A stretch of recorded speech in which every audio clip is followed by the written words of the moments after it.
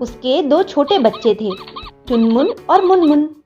भागवंती अपने बच्चों को बहुत प्यार करती थी। बच्चे थे भी बड़े योग्य।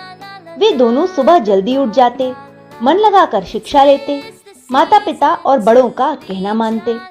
कुछ दिनों से चुनमुन मुनमुन पड़ोस के बुरे बच्चों के साथ रहने लगे थे। उनमें एक गंदी आदत आ गई थी, वह थी चटोरेपन की। धीरे धीरे वह आदत बढ़ती ही गई।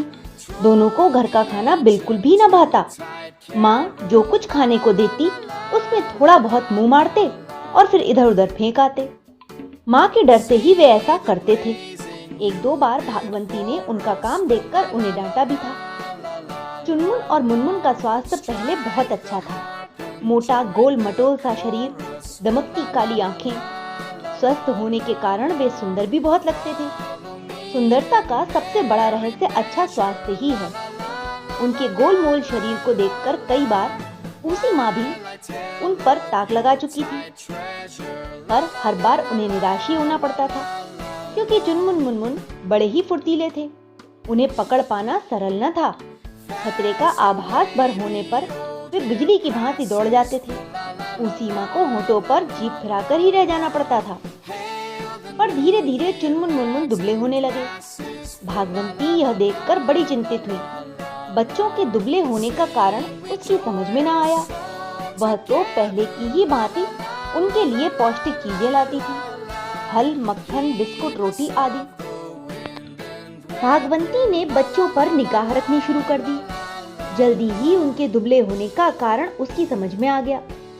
वे घर का खाना तो छूते भर थे। कहा, बच्चों, तुम जैसा खाना खाओगे वैसा ही तुम्हारा शरीर बनेगा।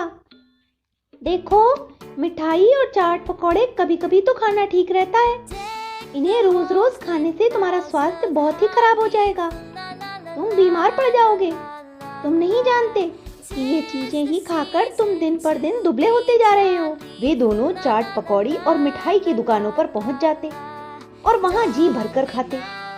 भागवंती ने अपने बच्चों को बहुत समझाया। हम नहीं खाएंगे माँ। दोनों बच्चे माँ से कहते, पर जैसे ही वे घर से बाहर निकलते थे उनके मुंह में पानी भर आता। पैर अचानक ही उधर बढ़ जाते। मिठाई, चाट को देखकर उनके मुंह में लार निकलने लगती। ना भैया, हम नहीं खाएंगे, खराब चीजें, माँ ने मना जो किया है। सुन, बस आज ही खा लेते हैं, कल से फिर नहीं खाएंगे, इधर आएंगे भी नहीं, मुन कहता। और दोनों एक दूसरे का हाथ पकड़कर उधर ही बढ़ जाते। रोज रोज ऐसा ही होता। उनका कल कभी नहीं आता। वे बस कल कल करते हुए बात टाल जाते। जो उसी समय काम नहीं करते, कल कल करते हैं, वे हमेशा बेअकल ही रहते हैं। उनका सोचा कभी पूरा नहीं होता। आलसी और अविवेकी ही आज नहीं कल ऐसा सोचते हैं। एक बार किसी त्योहार का अवसर था। कई दिनों पहले से दुकानों पर स्वादिष्ट चीजें बनना शुरू हो गई थी। चुनमुन मुनमुन की खूब बनाई थी। वे सबकी आंख बचाकर छपकर खाते। 4-5 दिनों तक वे ऐसा ही करते रहे। उनके पेट खराब हो गए, पर दोनों ने खाने का मोह न छोड़ा। स्वाद स्वाद में दोनों खूब खा जाते, यहाँ तक कि उनके लिए चलना भी कठिन हो जाता। धीरे धीरे वे घर पहुँचते। एक दिन जब वे टहलते हुए जा रहे थे तो पूसी मौसी ने उन्हें देख लिया। आज नहीं बचोगे बच्चू, मन ही मन उसने कहा, और पीछे से चुपचाप चुनमुन की पूंछ पकड़ ली।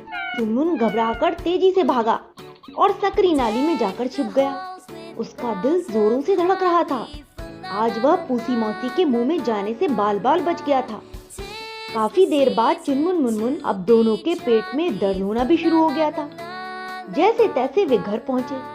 उनके पेट का दर्द बढ़ता ही जा रहा था। रात भर दोनों दर्द से कराहते रहे। भागवंती बेचारी दर्द का कारण ही नहीं समझ पा रही थी।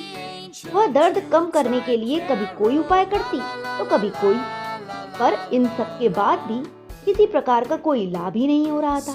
सुबह होने पर भागवंती दौड़ी दौड़ी गई और पड़ोस की बूढ़ी किस्सो चुईया को बुला लाई। बच्चों को दिखाते हुए वह बोली, ताई, तुम तो बड़ी अनुभवी हो, बच्चों को बचा लो, मुझे लगता है ये मराज को रखे हैं। किस्सो ने चुनमुन मुनमुन के पेट जोर जोर से दबाकर देखे।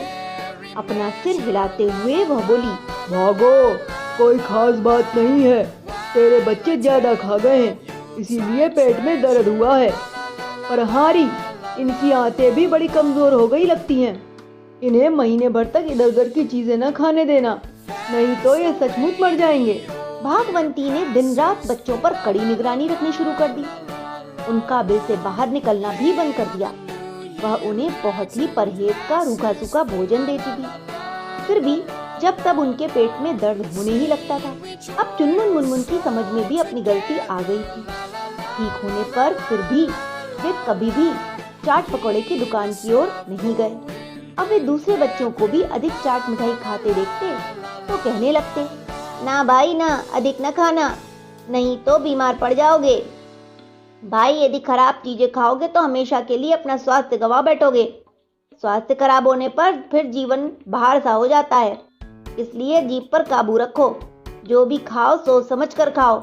अच्छा स्वास्थ्य और अच्छा जीवन, यह बहुत बड़ी संपत्तियां होता है। तो बच्चों, इस कहानी से हमें यही शिक्षा मिलती है कि हमें अपनी जीभ पर बहुत नियंत्रण रखने की आवश्यकता होती है। हर प्रकार की चीजें, ज्यादा मिर्च मसाले और तली भुनी चीजें हर दिन नहीं खाना चाहिए। ये स्वास्थ्य के लिए लाभकारी नहीं होता है। Okay bye.